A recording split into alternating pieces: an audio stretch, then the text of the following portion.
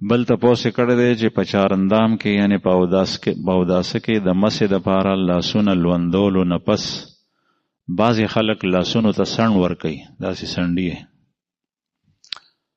نو دا څنګه دي؟ دې کې دوه قولې دي د علماو. بعضې وایي چې دا اوبو څاڅکې چې وي دا لرې کولی شي، او د دې تذکره هم حدیث کې راځي.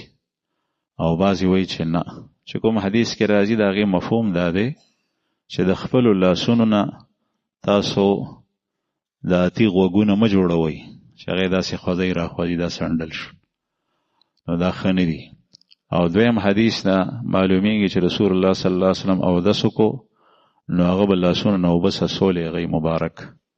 خو دې دواړو کې تطبیق داسې کیدی شي چې د لاسو نه اوبه لرې کول یو داسې وي چې یو لاس په بل لاس باندې راکاږي او د ګوتې د سوکو نه سرونه د اوبه پروزي، داسې کولی شي، لیکن دا عمل ښه نه دی.